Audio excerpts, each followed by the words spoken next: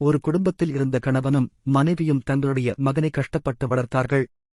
மகனும் பெற்றோருடைய கஷ்டத்தை உணர்ந்து சிறப்பாக படித்து நல்ல ஒரு வேலையில் சேர்ந்தான். அவன் தன்னுடைய முதல் மாதச் சம்பளத்தை வாங்கி வந்து தாயிடம் கொடுத்தான்.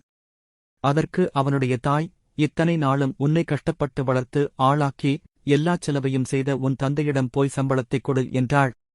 அதற்கு அவனோ முடியாது என்று மறுத்துவிட்டான்.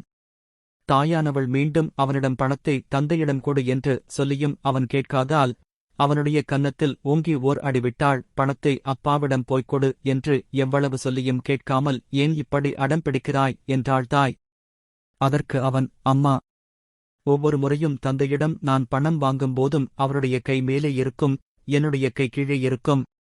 ஆனால் இப்போது நான் அவரிடம் சம்பள பணத்தைக் கொடுக்கும்போது அவருடைய கை கீழேயும் என்னுடைய கை மேலேயும் அல்லவா இருக்கும். அதனால்தான் இப்படி நடந்து கொண்டேன் என்றான். இதை உள்ளறையில் இருந்து கேட்டுக்கொண்டிருந்த அவனது தந்தை ஓடி வந்து அவனை கட்டிப்பிடித்து முத்தமிட்டார். மகன் தந்தைக்குச் செய்யும் உதவி அவன் உள்ளம் குளிர நடந்து கொள்வதைத் தவிர வேறு என்ன இருக்க முடியும்?